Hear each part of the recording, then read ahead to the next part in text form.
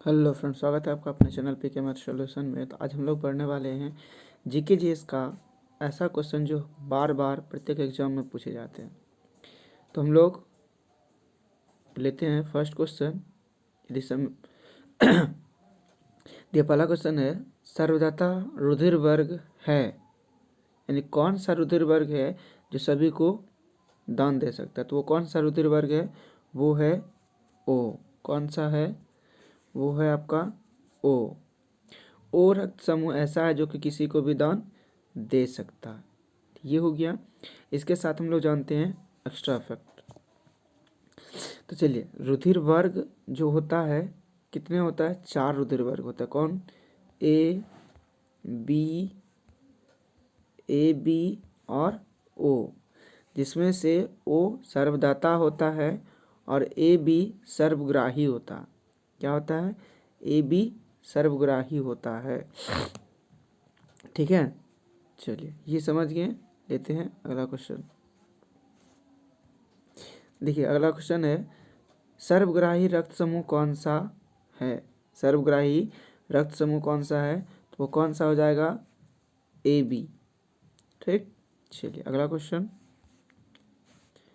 अगला क्वेश्चन है, मनुष्य के हृदय की समान स्पंदन गति प्रति मिनट होता है, यानी कि एक मनुष्य, सामान्य मनुष्य 1 मिनट में कितना बार उसका हृदय कंपन करता है। उसका हृदय कितना बार करता है? 72 बार। कितना बार करता है? 72 बार उसका करता है एक साधारण मनुष्य का। चलिए इसके साथ साथ अब एक्स्ट्रा जानते हैं कि एक स्वस्थ मनुष्य 1 मिनट में कितनी बार सांस लेता है। कितना बार सांस लेता है? तो लगभग 18 बार सांस लेता है। ठीक है, और एक मनुष्य की मतलब क्या कर सकते हैं, दाब जो होता है वो कितना होता है? 120 से 80, 120/80 होती है। सामान्य रक्त दाब जो होता है क्या होता है? 120/180 होता है। चलिए अगला क्वेश्चन। अगला क्वेश्चन है, मानव शरीर का कौन सा पदार्थ, मानव शरीर में कौन सा पदार्थ तात्कालिक ऊर्जा का मुख्य स्रोत होता है?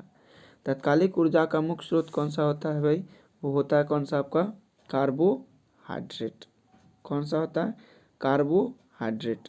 कार्बोहाइड्रेट जो होता है उसको खाने के साथ मनुष्य को तुरंत ऊर्जा मिलता है। इस वजह से आप देखे होंगे कि जब भी वो कोई एथलीट होता है या खिलाड़ी होता है, जब उसको मतलब ज़रूरत होता है एनर्जी का ना, तो उसको ग्लूकोज दिया जाता है। ग्लूकोज यानी कि कार्बोहाइड्रेट, तो उसे तुरंत एनर्जी मिलता है। जैसे भोजन खाते हैं तो उसमें जब तक पचेगा तब जाके हमें एनर्जी मिलेगा, लेकिन कार्बोहाइड्रेट क्या करता है? तुरंत जाके हमें एनर्जी प्रदान करता है। तो उसके साथ साथ आप देख सकते हैं विटामिन। विटामिन हमारे पास कितना प्रकार का होता है? देखिए विटामिन कितना होता है? ए बी होता है कॉम्प्लेक्स के रूप में रहता है, सी डी ई और के रूप में विटामिन होता है। उसके बाद विटामिन बी और सी जो होता है ये क्या होता है?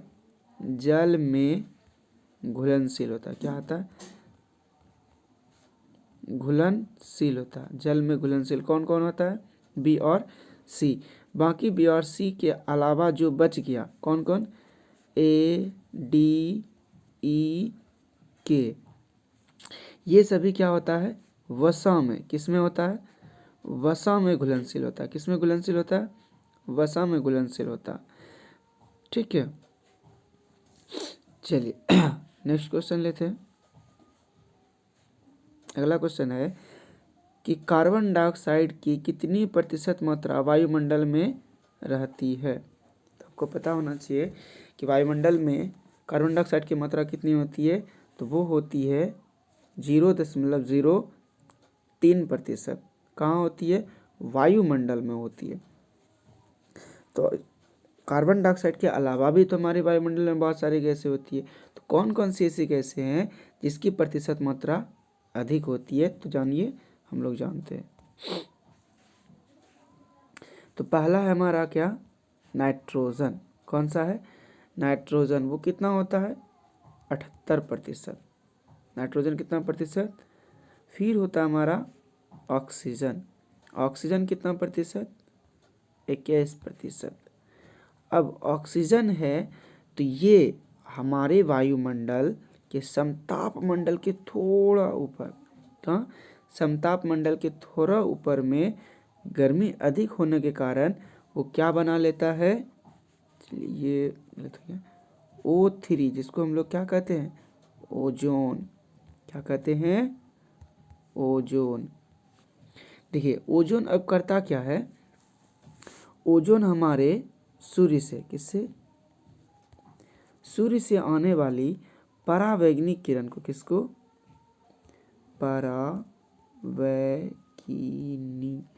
परावैंगनिक किरण को अवशोषित कर लेता है। ठीक है, परावैंगनिक किरण को अवशोषित कर लेता है, जो हमारे त्वचा पर पड़ने से रोकता है।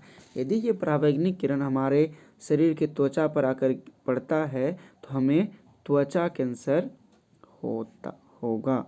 कौन सा, त्वचा कैंसर हो सकता है। कौन सा हो सकता है, त्वचा कैंसर हमें हो सकता है।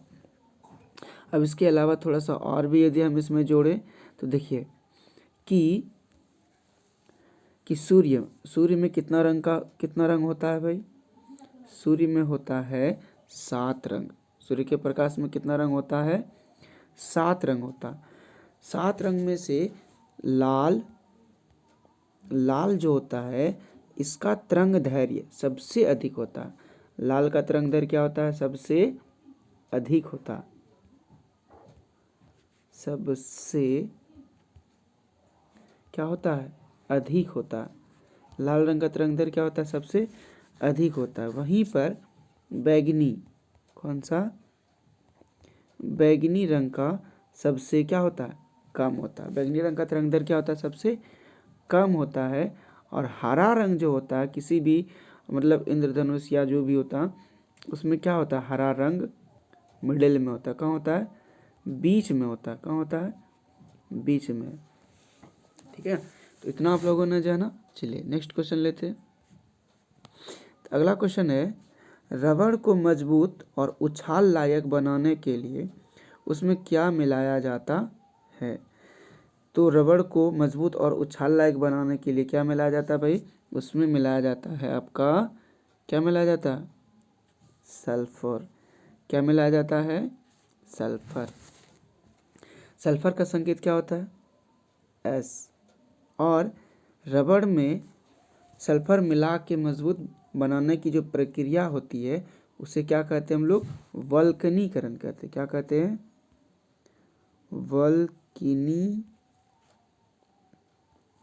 वल्कनीकरण। क्या कहते हैं, वल्कनीकरण कहते हैं। ठीक है, उसके बाद ठीक है, अब है क्या, सल्फ्यूरिक अम्ल, जिसका सूत्र क्या होगा, H2SO4। H2SO4 जिसे क्या कहा जाता है, H2SO4 को ऑयल ऑफ विट्रियोल भी कहते हैं, या फिर कशिश का तेल भी कहते हैं, या फिर अम्लों का राजा भी कहते हैं। इसको H2SO4 को। ठीक है, चलिए इतना आप लोगों ने जाना। लेते हम लोग नेक्स्ट क्वेश्चन। अगला सवाल है, सिरका किसका जलीय विलयन है। सिरका किसका जलीय विलयन है, तो सिरका किसका जलीय विलयन है भाई, एसिटिक अम्ल का। किसका है, एसिटिक अम्ल का। तो यहाँ देखिए उसके अलावा है हमारा क्या, हाइड्रोक्लोरिक अम्ल, जिसका सूत्र क्या होता है, HCl। HCl एक ऐसा अम्ल है जो कि बहुत ही प्रबल अम्ल है। कौन सा है, प्रबल अम्ल है। तो HCl का pH मान जो होता है वह होता है लगभग 0 से 1 के बीच होता, 0 से 1 के बीच होता। और यह हमारा HCl हमारे आमाशय में भी पाया जाता है। कहाँ, आमाशय में भी पाया जाता है, जो कि हमारे भोजन को अम्लीय बनाने के साथ साथ उसमें भोजन के साथ आए जीवाणुओं को भी नष्ट कर देता है, मतलब मारने का काम करता है। चलिए, इसके साथ हम लोग जानते हैं कि नींबू में कौन सा अम्ल पाया जाता है भाई? सिट्रिक अम्ल पाया जाता है। कौन सा? सिट्रिक अम्ल पाया जाता है। कौन सा अम्ल पाया जाता है? सिट्रिक अम्ल पाया जाता है। किसमें? नींबू में। वहीं पे बात करें हम लोग लाल चींटी में। कौन सा? लाल चींटी में। तो लाल चींटी में कौन सा अम्ल पाया जाता है? फॉर्मिक अम्ल पाया जाता है। कौन सा? फॉर्मिक। कौन सा अम्ल पाया जाता है? फॉर्मिक अम्ल पाया जाता है। किसमें? लाल चींटी में। अगर बात करें हम किसकी? सेब की, तो सेब में कौन सा अम्ल पाया जाता है भाई? सेब में पाया जाता है कौन सा? मैलिक अम्ल। सेब में कौन सा अम्ल पाया जाता है? मैलिक अम्ल। वहीं बात करते हैं इमली में कौन सा अम्ल पाया जाता है? इमली में टार्ट्रिक अम्ल पाया जाता है। तो इस तरीक़ा से आप लोग बहुत सारा क्वेश्चन समझ सकते हैं। चलिए लेते हैं हम लोग नेक्स्ट क्वेश्चन।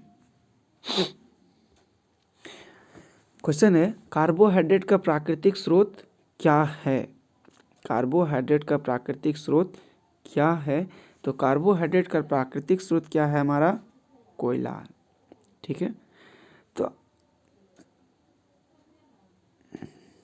ठीक है, कार्बोहाइड्रेट का प्राकृतिक स्रोत क्या है? सॉरी कोयला नहीं होगा, ये हो जाएगा आपका क्या? देखिए कोयला नहीं होगा, वो क्या होगा आपका? कच्चा तेल।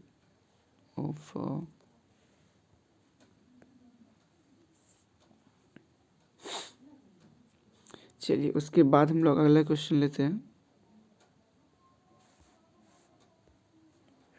देखिए क्वेश्चन है वह तत्व जो ऑक्सीजन से प्रतिक्रिया नहीं करता है कहलाता है। क्या कहलाता है भाई? तो देख सकते हैं ऑप्शन नंबर आपका क्या हो जाएगा? बी, यानी कि आयोडीन आपका आंसर होगा। तो यहाँ पे आप देख सकते हैं नाइट्रोजन वायुमंडल में कितना प्रतिशत? 78% के साथ नाइट्रोजन का प्रयोग कहाँ होता है? चिप्स के थैले में प्रयोग किया जाता है। किसका? नाइट्रोजन गैस का। उसके साथ साथ हीलियम एक क्या है? अक्रिय गैस है। हीलियम क्या है? एक अक्रिय गैस है जो कि 18वें वर्ग में पाया जाता है। ठीक है, तो उसके बाद हम बात करते हैं क्लोरीन की। क्लोरीन की परमाणु संख्या 17 होता है और ये एक हैलोजन वर्ग का सदस्य है क्लोरीन। उसके बाद क्लोरीन जीवाणुओं को मारने में भी प्रयोग किया जाता है। क्लोरीन का प्रयोग ब्लीचिंग पाउडर बनाने में भी किया जाता है। ठीक है, चलिए हम लोग नेक्स्ट क्वेश्चन लेते हैं। अगला क्वेश्चन है टिबिया नामक हड्डी पाई जाती है। टिबिया नामक हड्डी कहाँ पाई जाती है? तो हमारे टांग में पाई जाती है। कहाँ पाई जाती है? टांग में पाई जाती है। तो इसके साथ हम लोग और भी क्वेश्चन जानते हैं। तो टोटल हड्डी मनुष्य के शरीर में टोटल हड्डी की संख्या कितना होता है? एक वयस्क में होता है 206 और एक नवजात शिशु में कितना होता है? 300। कितना होता है? 300। उसके बाद यदि हम बात करते हैं तो चेहरा में कितना? किसमें? चेहरा में होता है कितना? 14।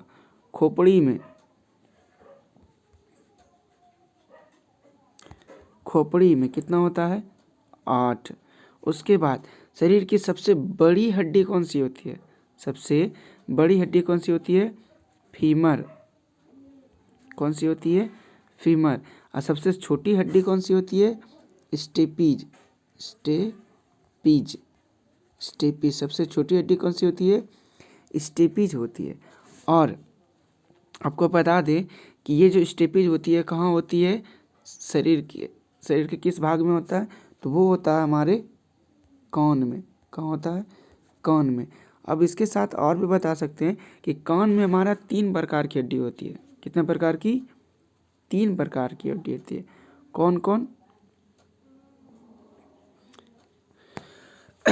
कान में 3 प्रकार की हड्डी होती है। एक होता है इनकस, एक इनकस, स्टेपीज और एक भूल रहे हैं एक। तो चलिए हम लोग 2 याद रखेंगे जिसमें सबसे छोटा कौन होता है? स्टेपीज होता है जो हमारे कान के मध्य भाग में पाया जाता है। तो चलिए आई होप कि आप लोगों ने बहुत सारा अच्छे तरीक़ा से जाना। और आप कमेंट में ज़रूर लिखें कि इस 12 क्वेश्चन में से आपको कितना क्वेश्चन आता था और जिसका आपने करेक्ट आंसर दिया। तो मिलते हैं हम लोग ऐसे ही क्वेश्चन के साथ नेक्स्ट वीडियो में। अगर पसंद आया तो लाइक शेयर एंड सब्सक्राइब करें और अपने दोस्तों में साझा करें।